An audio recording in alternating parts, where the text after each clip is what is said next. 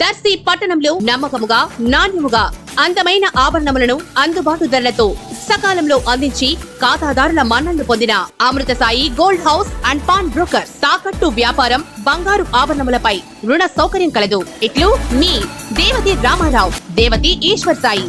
అమృతసాయి gold house and pawn brokers, గడియార స్తంభం వద్ద, కురిచేడు రోడ్, దర్శి.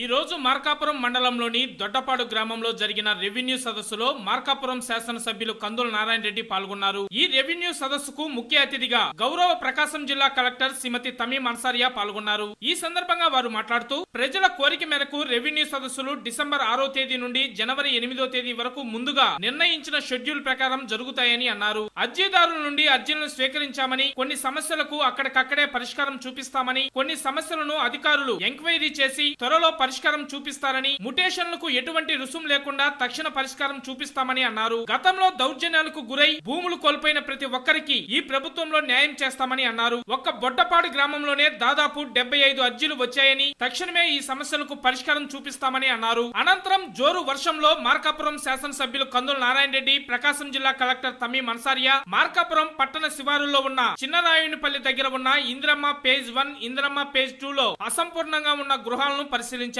అనంతరం ఈ కాలనీలకు ఏ విధంగా నీరు, విద్యుత్, సైడ్ డ్రైనేజీలు తదితర మౌలిక సదుపాయాలు కల్పించాలో చర్చించారు. తదనంతరం మార్కాపురం పట్టణ వాసులకు గృహ సదుపాయం కల్పించడానికి ఉద్దేశించిన అసంపూర్ణంగా ఉన్న జగనన్న కాలనీని మార్కాపురం మండలంలోని ఇడుపూరు గ్రామంలో సందర్శించారు. ఆయా కార్యాలయాల్లో రెవెన్యూ అధికారులు, మున్సిపల్ అధికారులు, అర్జీదారులు తదితరులు ఈ కార్యక్రమంలో పాల్గొన్నారు.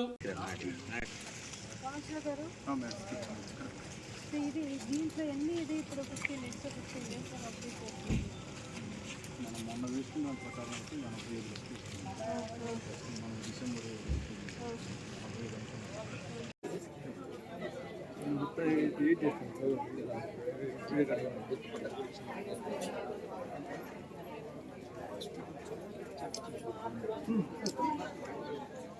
మీకు ఏదైనా పట్టదారు పాస్బుక్ ఇస్తున్నామా?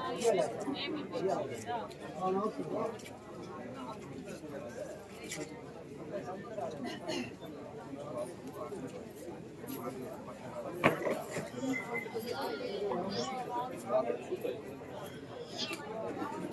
ఓకే. రెవెన్యూ సదస్సుల కార్యక్రమానికి ఈరోజు మా బోడపాడు గ్రామం ఇచ్చేసినటువంటి కలెక్టర్ గారికి, సబ్ కలెక్టర్ గారికి, ఇంకా ఉన్న ఇతర అధికారులందరికీ కూడా ముందుగా ధన్యవాదాలు తెలియజేస్తూ, ఎన్నో సంవత్సరాలుగా అపరిష్కృతంగా ఉన్నటువంటి సమస్యల్ని ఈ రెవెన్యూ సదస్సు ద్వారా పరిష్కరించి ప్రజలకు న్యాయం చేయాలన్న ఉద్దేశంతో ఎన్డీఏ ప్రభుత్వం ఏర్పాటు చేసిన ఈ రెవెన్యూ సదస్సుల కార్యక్రమం ఎంతో విజయవంతంగా నడుస్తూ ఉంది. ఈరోజు ఈ రెవెన్యూ సదస్సుల కార్యక్రమానికి కలెక్టర్ గారు హాజరు కావడం ఒక రకంగా బోడపాడు గ్రామ ప్రజలు చేసుకున్న అదృష్టంగా కూడా భావించాలి. ఎందుకంటే ఈ బోడపాడు గ్రామంలో ఇప్పుడు 70-80 అర్జీల వరకు చూసాం. ఏ అర్జీ చూసుకున్నా కొన్ని సంవత్సరాల నుంచి పెండింగ్లో ఉండి సాల్వ్ కానటువంటి సమస్యలన్నీ కూడా ఈరోజు ఒక పరిష్కార దిశగా ముందుకు సాగేటువంటి పరిస్థితి ఉంది. 95% సమస్యలు సాల్వ్ అయ్యే దిశగా ఈరోజు ఈ రెవెన్యూ సదస్సు జరుగుతూ ఉంది.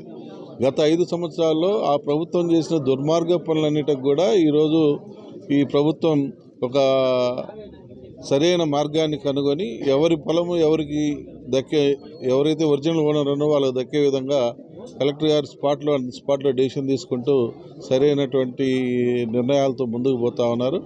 నేను ఈ గ్రామస్తులందరూ కూడా అప్రిషియేట్ చేస్తూ ఉన్నారు. అయితే గత ప్రభుత్వంలో మాదిరిగా ఈ ప్రభుత్వంలో మాత్రం అన్యాయం జరగదు. ఏ ఒక్క కుటుంబానికి మాత్రం అన్యాయం జరగకుండా కాపాడుకునే బాధ్యత మాది. ఒక పక్క అధికారులు తప్పిదాలు చేసినా, లేదంటే ఒక పక్క ప్రజాప్రతినిధులు, రాజకీయ నాయకులు తప్పిదాలు చేసినా వీటన్నిటిని ఎప్పటికప్పుడు మేము సమీక్షించుకుంటూ ఎక్కడ తప్పిదాలు లేకుండా రెవెన్యూ పరంగా ఎటువంటి సమస్యలు, చట్టాల పరంగా ఎటువంటి ఇబ్బందులు లేకుండా ప్రజలకు అన్ని రకాలైనటువంటి వసతులు కల్పించే విధంగా మేము ముందుకు పోతాం. ఈ రెవెన్యూ సదస్సులు పెట్టడం వల్ల ఈరోజు ఈ మార్కాపురంలో ఉన్నటువంటి చాలామంది ప్రజలు ఎంతో సంతోషంగా ఉన్నారు. ఎందుకంటే గత 5 సంవత్సరాలు ఒక దుర్మార్గాన్ని చూశారు. ఆ దుర్మార్గం వల్ల కొన్ని వందల ఎకరాలు ఇక్కడ కబ్జాలు అయిపోయినాయి. కొన్ని వందల ఎకరాలకు సంబంధించినటువంటి పొలాలు, అంటే చెరువులు కానీ, కుంటలు కానీ, చెనకేయుల స్వామి భూములు కానీ, ప్రసన్నాంజనేయ స్వామి భూములు కానీ ఇవన్నీ కూడా కబ్జాలు అయినాయి. వీటన్నిటికీ ఈరోజు మోక్షం వస్తూ ఉంది.